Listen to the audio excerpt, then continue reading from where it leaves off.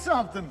Before they're stars, you're beating them off like flies. Afterwards, you can't hardly ever nail them down. Oh, you get behind me, Mr. Phillips. You won't never regret it. These fingers of mine, they got brains in them. Is that where they've been hiding?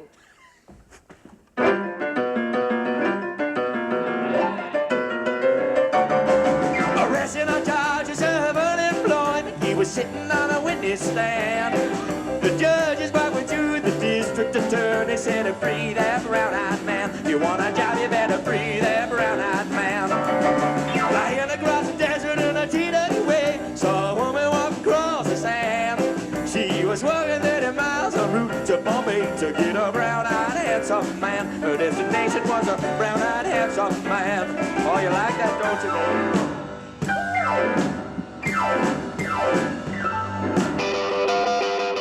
Welcome back to Midday. We are down at the Sagebrush Theatre this afternoon interviewing the four individuals that make up the $1 Million Quartet, and this is the latest production from Western Canada Theatre. It promises to be awesome. The music is fabulous. Thanks for being here, you guys. Thanks for having us. Yes. For the sake of ease, we're going to go around and get them all to introduce themselves and who they play. My name is Elliot Loran, and I'm playing Jerry Lee Lewis. Maxwell Theodore LaBeouf playing Johnny Cash. My name's Ed Murphy, and I play Carl Perkins. Matt Cage, Elvis Presley. Okay, so this is quite a production. I only watched a 5-minute little parcel of it, and I wanted to get up and dance. Like, it's pretty infectious. It is. Let's talk a little bit about the plot here. Essentially, it's a fateful night of recording, 1956. Sun Records, you guys come together at various points in your career to have a jam session. How does it all go? Who wants to talk first? Take it away, Carl. It's your recording session. So it's supposed to be a recording session for Carl Perkins, the guy that I play. And Jerry Lee Lewis has been hired as a piano player to be on the session. Johnny Cash stops by, and Elvis also stops by, and then what ensues is a nice night of different songs from that era. And so what comes out of that evening in terms of what's recorded? Like, are certain songs like absolutely brand new from that night? Yeah, like there's an actual recording of this night, and some of the songs in the show are actually on that recording, and other ones are surprises, big hits that you'll know and can dance to and have a lot of fun with. Okay. So besides the fact that this is an awesome night of music, people are going to love listening to all the music in this, it's more than just what the music, it's about more than just music. It's about sort of the inside lives of these guys as well. Can you speak to that? Of course, yes. Well, in fact, the book, which is the script for this show, was nominated for a Tony for Best Book. So the script is full of it's very detailed. It goes into the lives of each of these individuals and where they've come from, and the conflict that they had with each other and with themselves internally.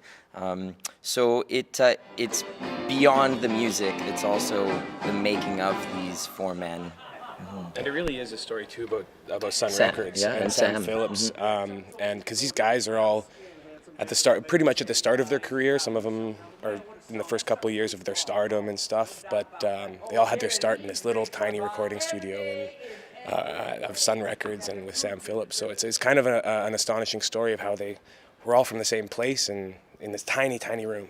Mm-hmm. Tell me a little bit about the challenges involved in doing this. I take it you guys are all musicians and actors. Were you first musicians or actors? How does that work? I was first a musician, actually. This is kind of my third show acting, and so that was the kind of the foreign part to me. But I really enjoy it. It's challenging, and but yeah, I was a musician first. But your musical styles obviously have to be modified to take on the characters that you're playing. How difficult, Elvis? How difficult is that? Well, Elvis is a whole different ball of wax, I think, than some of these guys, because musically speaking, Carl Perkins in the show, especially Jerry Lee Lewis, they're fantastic musicians, and Elvis was a real entertainer. Decent musically, but you have to have all those moves, you know? So for me personally, it's a lot of YouTube watching and rehearsing and just going over all the little things to get those mannerisms of Elvis. Mm-hmm. What about for you? How did you manage to come into the role like this? Was it hard to get used to? Well, Johnny Cash had a very particular way of playing, and you know, it's kind of amazing too. He had a very particular way. People lock into how he stands and how he kind of carried himself. So it kind of latching on to that was a lot of YouTube watching, a lot of just picking up, and then it all kind of fell into place once you latched into a few different things. It all kind of comes together. Yes. But that was difficult, yeah. Jerry Lee Lewis, you got the head flip going on, you got your hair going. I'm working the hair, that's for sure. It's going to be a little more curly than you see now. As far as the music is concerned, I've been playing piano for about 25 years, but I've mostly been doing jazz and folk and classical, so rock and roll is like entirely new for me. So it was just about getting a grab bag of kind of tricks, almost like a gymnast or an acrobat, right? Has a handful of tricks that they can play, and it's a lot of fun. How was it for you? Was it a challenge to get into the role? Yeah, it took a lot of like research, and like Elliot was saying, there are these certain tricks that sort of read as Carl Perkins, like things that he did specifically. And if you have a couple of them, I think you're doing a good job on.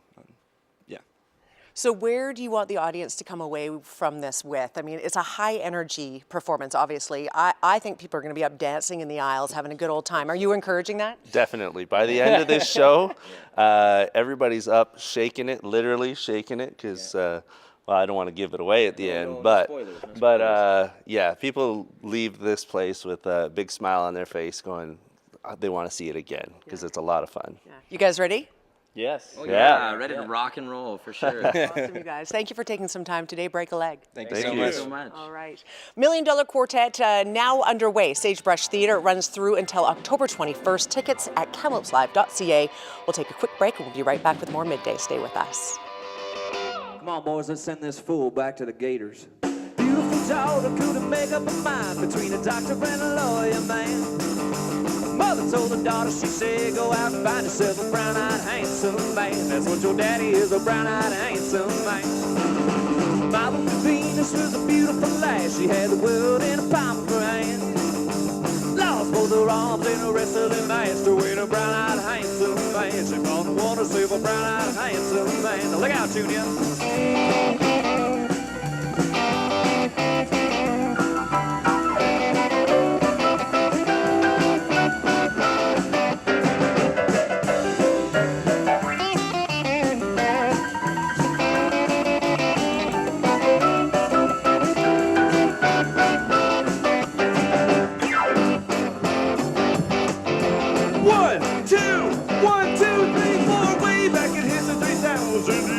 Ever since the world began, there's been a whole lot of good women shedding tears over a brown-eyed handsome man. That was the trouble, was a brown-eyed handsome man.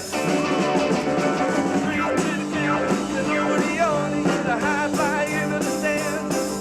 Around the 30 was the head of a home. It was a brown-eyed handsome man. The one that gave was a brown-eyed handsome man.